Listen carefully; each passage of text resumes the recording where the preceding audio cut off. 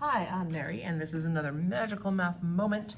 This is the fourth video regarding sine and cosine function transformations. So if you've not watched the other three, this is the culminating one where everything gets put together. So let's dive right in and see what's going on here. All right, I know that this negative is going to reflect the graph over the x-axis. X over x-axis. I know that the 3 is the amplitude, so that's going to be the height of our graph. I want to look at what's inside here. We're going to distribute this 2, so we get 2x minus pi over 2. This is 2 over 4, 1/2. And then, so we're going to have a phase shift we're going to deal with, as well as a period thing. And then at the end here, this is my vertical shift, so we're going to be going up 1. Let's talk about period real quick. That's 2 pi over the b value, which in this case is 2 pi over 2. So we're gonna have a period of pi on this thing. Okay, I wanna figure out where it starts and where it ends. So the start point is going to be this 2x minus pi over 2 equal to 0, and I've gotta solve that. So we're gonna add the pi over 2, so 2x equals pi over 2, and then we divide both sides by 2.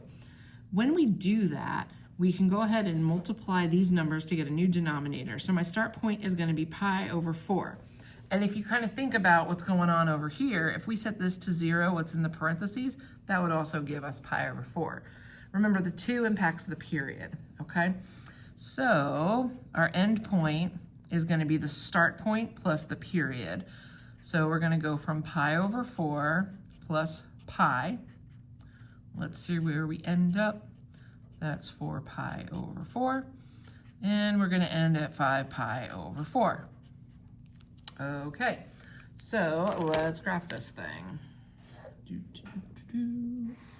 Here we go. We're going to be going over to pi over 4. And I'm going to go out to 5 pi over 4. So we're going to have our beginning point and then 1, 2, 3, 4 more. I end up at 5 pi over 4. Since this is all being chopped into 4 equal, I know that each of these is going to be a fourth. So this is pi over 4 plus another pi over 4 is pi over 2. This is going to be 3 pi over 4. This is going to be pi, and then we're finally at 5 pi over 4. Remember, we're shifting this thing up 1, and then I have an amplitude of 3. So from that, we're going to go up 1, 2, 3 to 4, as well as down 1, 2, 3 to negative 2. I always like to go ahead and put a dotted line in at my new midline so we can kind of see what's going on here. Sine starts at 0, so I'm going to be starting on the midline here. Negative, normally we go up because it's negative. We're going to be going down at pi over 2 down to negative 2. At 3 pi over 4, we're back to the midline, and then at pi, we're going up to 4. 5 pi over 4, we're back down. We're going to do our little sketch. Now, unfortunately, mine looks a little bit goofy because I'm not using a consistent scale, but you get the general idea. So there's a sine transformation for you. And if we were going to talk about the phase shift, we would say that it is shifting over to the right, pi over 4. Okay, let's look at a cosine graph. This one has an amplitude of 1/2, so it's going to be squish, squish, squished. The 1/3 is going to impact the period, so 2 pi divided by 1/3 is multiplying by the reciprocal, so 6 pi. I know the vertical shift down is going to be negative 3. Let's take what's in here and set it to 0.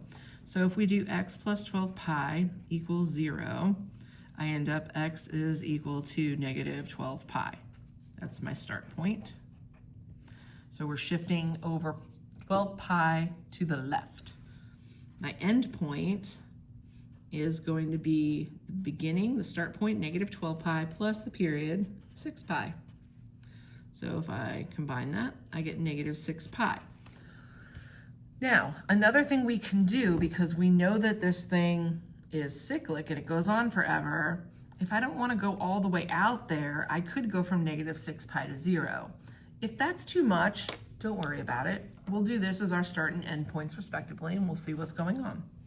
So my y-axis is going to be over here somewhere, and this is going to be a very squished graph. So I need to get out to negative 12 pi. I'm going to go maybe over here.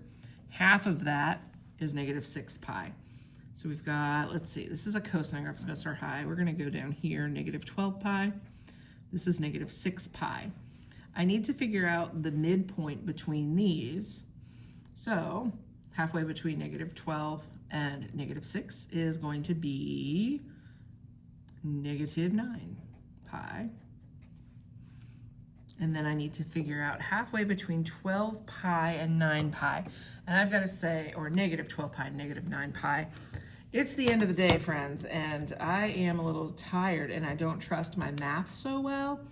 So I'm looking at this, I get negative 21 halves pi, which is kind of disgusting, but that's okay.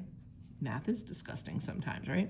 Negative 21 pi over 2, that's gross. And then if I go halfway here, negative 9 and negative 6 is negative 15. Divide that by 2, just negative 15 pi over 2. All right, if you're not sure, you can think of this as negative 12 pi over 2, right? And that makes sense. We're going by 3's each time, or 3 pi over 2, I should say. So hopefully that's not too bad for you. We're also going to be shifting this thing down 3. So we're going to go down 1, 2, 3. I'm also going to mark 4 on here because, why am I marking 4? That's a good question. Oh, because that's my midline. Silly me. All right, so we're going to go across here. There's our midline. Cosine usually starts high. So at negative 12 pi, I'm going to go up a half. Here at negative 21 pi over 2, I'm back at the midline. At negative 9 pi, I'm going to be at negative 3.5. At negative 15 pi over 2, I'm at the midline. And then at negative 6 pi, I'm back up here at negative 2.5. So there, oh gosh, is my beautiful cosine curve. I hope that this was helpful for you. If you like the video, please go ahead and give it a like and feel free to subscribe and share it with your classmates so that they can also experience a magical math moment. Thank you so much for watching, and I'll see you next time. Bye.